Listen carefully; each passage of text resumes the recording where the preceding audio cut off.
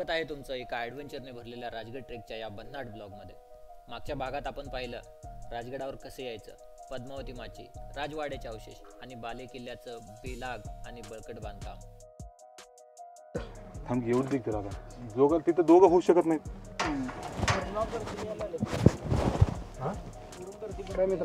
आता या भागात आपण निघालो आहोत सुवेळा माची पाहायला, जे अत्यंत सुंदर आणि इतिहासाने भरलेले आहे।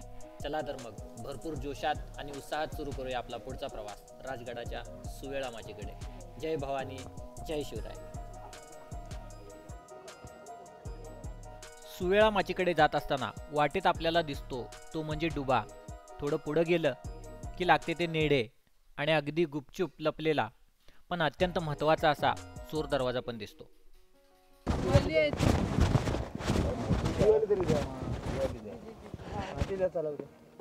कितीले काय मग काय 33 वाले आहेत बाबा, मोठे चांगले। सुवेळा माचीकडे जाणारा रस्ता सुरुवातीला थोड्या मोकळ्या मैदानातून जातो आणि मग सुरू होतो एक दाट झाडीतून जाणारा रम्य ट्रेक। जंगल संपल्यावर आणि थोडंसं पुढे गेलं की आपल्याला दिसते एक शांत आणि पवित्र असं हनुमान मंदिर, राजगडाच्या अंगाखांद्यावर उभं असलेलं, जसं या गडाचं रक्षणच करतंय।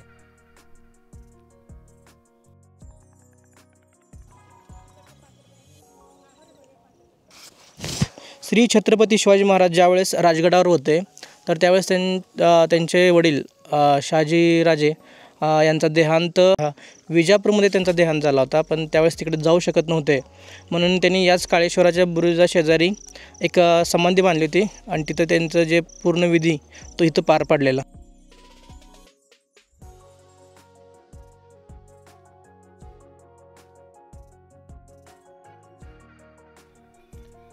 आणि आता समोर जे दिसतंय तो म्हणजे राजगडावरील डुबा। खरंच या वास्तूमुळे रायगडाच्या सौंदर्यात अगदीच भर पडली आहे।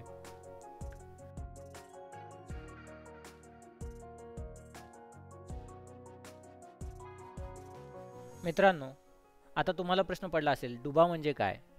तर डुबा म्हणजे एक प्रकारचा टॉवर सारखा बुरुज जो माचीवर उभारलेला असतो। याचा उपयोग शत्रूंच्या हालचालीवर लक्ष ठेवण्यासाठी केला जात असे।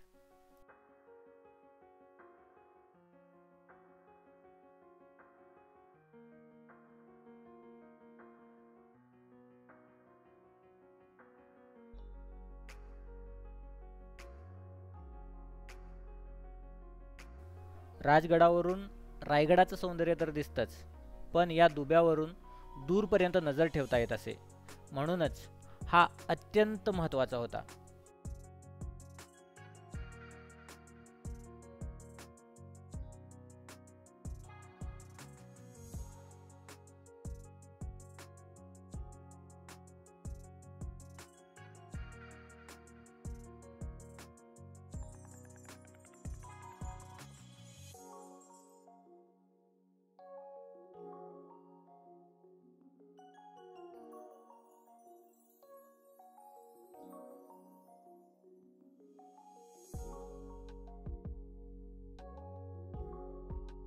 डुब्यावरून मागं वळून पाहिलं आणि गडाचं अद्वितीय सौंदर्य मनात कोरलं गेलं। उंचच उंच तटबंदी, खोल दऱ्या आणि आजूबाजूच्या पर्वतरांगा, राजगड खरंच एक दुर्गराज आहे। आता आपण निघतोय अगदी जवळच असलेलं नेढं आणि चोर दरवाजा बघण्यासाठी। इतिहासातील अजून एक रहस्य आपल्या वाटेकडे पाहतंय।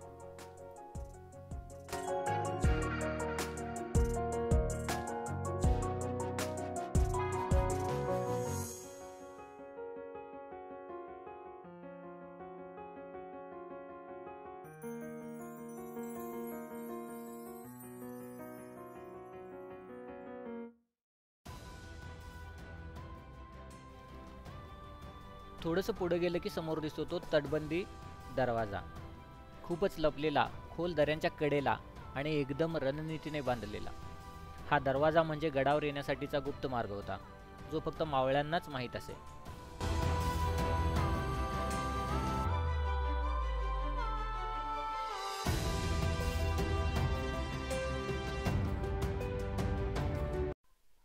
आणि आता आपण येऊन पोहोचलो आहोत नेड्याजवळ. नेड हा राजगडावरील एक सर्वात सुंदर असा पॉइंट आहे. राजगडाच्या या नेड्याचं वैशिष्ट्य म्हणजे हा ना कोणत्या मानवी हाताने कोरलेला आहे ना बांधलेला आहे. हा आहे निसर्गाचा एक अद्भुत चमत्कार. नेड म्हणजे काय तर गडाच्या खडकाळ भागात एक अखंड भिंत भेदून नैसर्गिकरित्या तयार झालेले एक विशाल छिद्र. हा भाग संपूर्ण खडकात तयार झाला असून त्यातून येणारा थंडगार वारा आणि समोर उभं राहताच दिसणारा खोल दरीचा नजारा एक वेगळाच अनुभव देतो.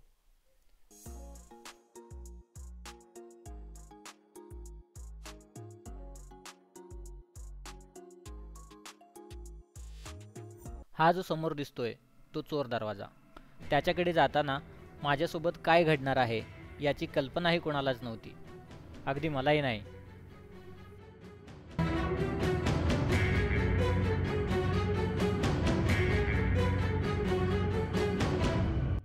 अशा प्रकारच्या अनोख्या आणि थोड्याशा धोकादायक वाटांवर जाताना योग्य ती काळजी घेणं अत्यंत गरजेचं आहे. कारण काही अनुचित प्रकार घडला तर वेळेत वैद्यकीय मदत मिळवणं आणि पुन्हा गडाच्या पायथ्यापर्यंत खाली जाणंही अशक्य होऊ शकतं. म्हणूनच ट्रेक करताना सुरक्षितता नेहमी प्राधान्याने घ्या. आपली एक चूक आपल्यासाठी किंवा आपल्या टीमसाठी मोठं संकट ठरू शकतं.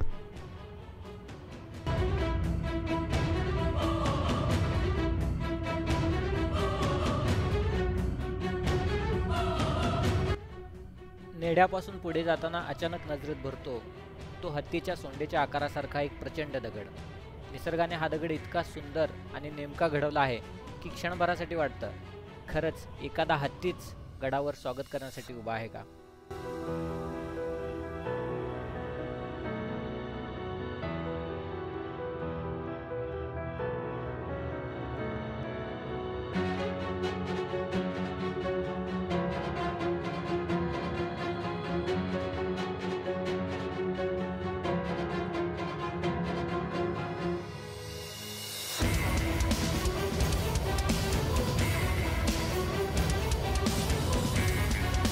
सुवेळा माचीकडे जाताना एक महत्त्वाचा भाग लागतो तो म्हणजे इथला खंदक. हा खंदक म्हणजे गडाच्या संरक्षणासाठी शत्रूपासून अंतर राखणारा खोल आणि नैसर्गिक किंवा खोदलेला मोठा खड्डा. शिवकालीन किल्ल्यामध्ये अशा खंदकाचा उपयोग शत्रूची घुसखोरी थांबवण्यासाठी केला जात असे. ज्यांना वाटतं गड फक्त उंचीने मजबूत होतो त्यांना इथे लक्षात येतं की राजगडाची रणनीती जमिनीवर सुद्धा तितकीच बळकट होती. हा खंदक ओलांडताना एक वेगळीच थ्रिलिंग फिलिंग येते.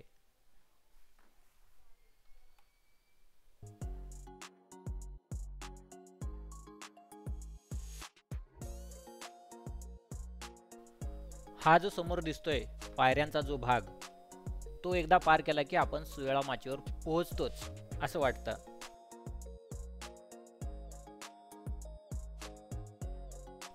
पण तोच क्षण जसा हा कोपरा पार केला तसं लक्षात आलं अजून खूपच पल्ला बाकी आहे. सकाळी 5:30 वाजता ट्रेक सुरू केला होता. पद्मावती माची, बालेकिल्ला आणि आता हा सुवेळा माचीकडे जाणारा रस्ता. शरीर आता थोडं थकलंय, पायावर वजन जाणवतंय, पण मन अजूनही उत्साही आहे कारण अजून संजीवनी माची पण गाठायची आहे. हा प्रवास फक्त गड चढण्याचा नाही तर स्वतःच्या सहनशक्तीची, इच्छाशक्तीची आणि जिद्दीची परीक्षा आहे.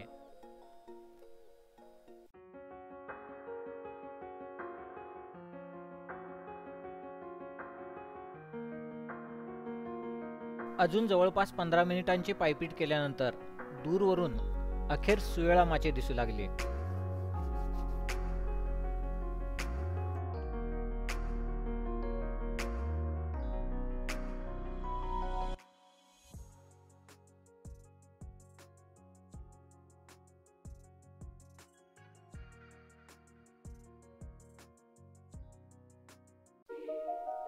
आणि आता काही क्षणातच आम्ही पोहोचणार आहोत सुवेळा माचीवर.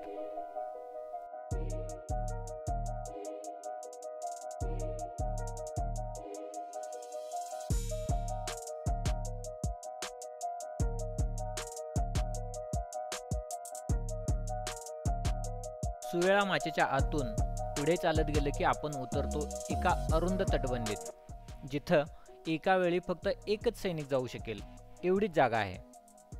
ही म्हणजे उत्कृष्ट युद्धनीती. शत्रूने मोठ्या संख्येने हल्ला केला तरी एकाच वेळी आत शिरता येणार नाही. आणि मग समोर दिसतो तो डबल चिलकती बुरुज. तटबंदीच्या आत शिरताच डाव्या बाजूला आपण पाहतो एक सुंदर आणि आजही सुस्थितीत असलेली पवनपुत्र हनुमानाची मूर्ती. जणू आज ही गडाच्या संरक्षणासाठी तिथंच उभी आहे, शांत पण जागरूक.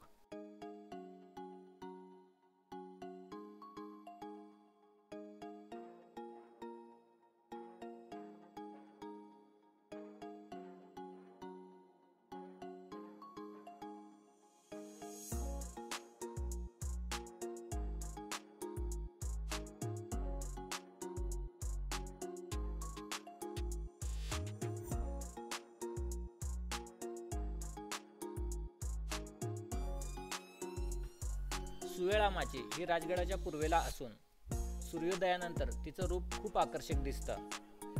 सूर्याच्या उगमाची वेळ म्हणजे सुवेळा, यावरूनच या माचीला सुवेळा माची असे नाव देण्यात आले असावे असं म्हटलं जातं.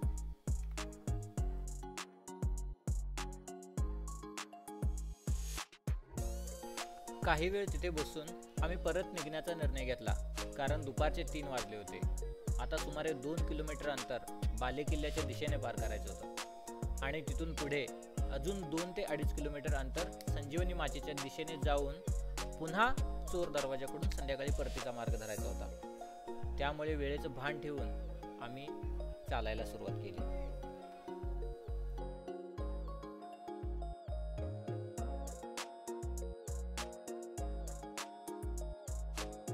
थोडं पुढे गेल्यावर काही हौशी आणि साहसी पर्यटक ॲडव्हेंचर करताना दिसले.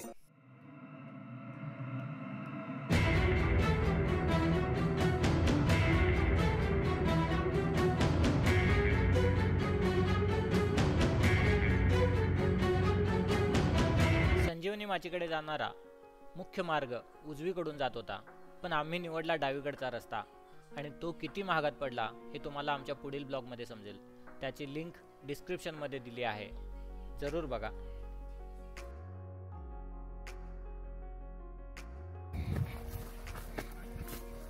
पाणी बाटली घेऊया आता, इकडे कुठे नसणार.